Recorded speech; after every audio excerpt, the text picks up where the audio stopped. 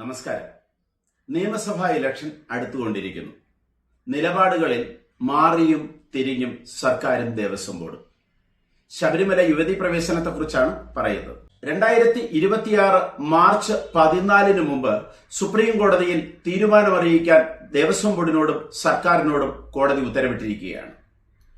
കോടതിയിലെ വിശാല ബെഞ്ചിന് ദേവസ്വം ബോർഡ് യുവതി പ്രവേശനത്തെ എതിർത്തുകൊണ്ട് സത്യവാങ്മൂലം നൽകാൻ തീരുമാനിച്ചിരിക്കുന്നു. വിശ്വാസികളുടെ വലിയ രോഷത്തിന് കാരണമായ യുവതി പ്രവേശനത്തിൽ നിന്നും സർക്കാരും ഇടതുമുന്നണിയും പിന്മാറുന്നതിന്റെ വ്യക്തമായ സൂചനയാണ് ഇപ്പോൾ ലഭിച്ചുകൊണ്ടിരിക്കുന്നത്.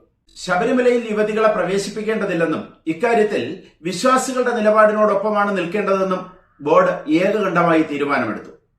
അക്കാര്യം സുപ്രീം കോടതിയുടെ ഭരണഘടനാ ബെഞ്ചിനെ ഉടൻ അറിയിക്കുന്നതാണ്. 2007 VS സർക്കാർ യുവതി പ്രവേശനത്തെ അനുകൂലിച്ച് നിലപാടെടുത്തിരുന്നു. 2016 ഉമ്മൻചാണ്ടി സർക്കാർ വന്നപ്പോൾ യുവതി പ്രവേശനത്തെ എതിർത്ത നിലപാടാണ് എടുത്തിരുന്നത്. പിന്നീട് ഒന്നാം പിണറായി സർക്കാരിന്റെ കാലത്താണ് യുവതി പ്രവേശനത്തെ ബോർഡും സർക്കാരും ഒരുമിച്ച് അനുകൂലിച്ചതും സുപ്രീം കോടതിയിൽ നിന്ന് യുവതി പ്രവേശനത്തിന് അനുകൂലമായ വിധി വന്നത്. ഈ വിധിക്കൊപ്പമാണ് 2 സ്ത്രീകളെ ശബരിമലയിൽ സർക്കാരിന്റെ പ്രൊട്ടക്ഷനോടുകൂടി പ്രവേശിപ്പിച്ചതും വിശ്വാസികൾക്ക് ആഴത്തിൽ മുറിവേൽപ്പിച്ച സംഭവമായി മാറിയത്. ഇത് സർക്കാരിനെ പലതരത്തിൽ ബാധിച്ചു. ലോക്സഭാ ഇലക്ഷനും ഇക്കഴിഞ്ഞ തദ്ദേശ സ്വയംഭരണ സ്ഥാപനങ്ങളിലെ ഇലക്ഷനും ഇത് സർക്കാരിന് വലിയ രീതിയിലുള്ള തിരിച്ചടിയുണ്ടാക്കി. സുപ്രീം കോടതി വിധി വന്നതോടുകൂടി യുവതികളെ പ്രവേശിപ്പിക്കുന്നതിനുള്ള നടപടികൾ സർക്കാരും ദേവസ്വം ബോർഡും ആരംഭിച്ചു. എങ്ങനെയും വിധി നടപ്പിലാക്കും എന്ന് സുപ്രീം കോടതിയെ അറിയിക്കുകയും ചെയ്തു ദേവസ്വം ബോർഡ്. എന്നാൽ ഒരുപാട് തിരിച്ചടികൾക്ക് ശേഷം സർക്കാരിനും ദേവസ്വം ബോർഡിനും ഇപ്പോൾ വീണ്ടും വിചാരമുണ്ടായിരിക്കുകയാണ്. ആചാരം ലംഘിക്കേണ്ടതല്ലെന്നും വിശ്വാസത്തെയും ആചാരത്തെയും അനുകൂലിക്കുന്നുവെന്നും ദേവസ്വം ബോർഡ് തീരുമാനമെടുത്തു. അത് സർക്കാരിന്റെ അറിവോടുകൂടി തന്നെയാണ്. ഇനി സർക്കാർ കോടതിയിൽ എന്ത് നിലപാടെടുക്കും എന്ന് മാത്രമേ അറിയാനുള്ളൂ. അത് മാർച്ച് 14 എടുത്തിരിക്കുകയും വേണം.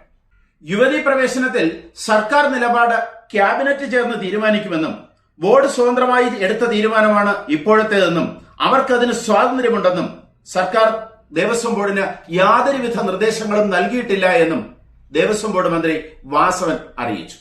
യുവതി പ്രവേശനത്തെ അനുകൂലിച്ചുകൊണ്ടുള്ള നേരത്തെ സുപ്രീം കോടതിയിൽ നൽകിയ റിപ്പോർട്ട് അഭിഭാഷകരുടെ നിലപാട് മാത്രമാണെന്നും അത് ദേവസ്വം ബോർഡിന്റേതല്ല എന്നും Devaswom board president K Jayakumar പ്രസ്താവിച്ചു. അപ്പോൾ ഒരു സംശയം ഉദിക്കുന്നത് ദേവസ്വം ബോർഡ് നിയമിച്ച അഭിഭാഷകന് സ്വന്തമായി തീരുമാനമെടുക്കാൻ കഴിയുമോ എന്നുള്ളതാണ്. അതിനു പിന്നിൽ ദേവസ്വം ബോർഡിന്റെ നിർദ്ദേശങ്ങളൊന്നുമില്ലേ, സർക്കാരിന്റെ തീരുമാനങ്ങളൊന്നുമില്ലേ എന്നാണ് പൊതുജനത്തിന് അറിയാനുള്ളത്. അങ്ങനെ ഒരു അഭിഭാഷകന് സ്വന്തമായി നിലപാടെടുക്കാൻ കഴിയുമെങ്കിൽ ദേവസ്വം ബോർഡിന്റെയും സർക്കാരിന്റെയും ആവശ്യം എന്താണ് എന്നാണ് പൊതുജനത്തിന് ഇപ്പോൾ അറിയേണ്ടത്.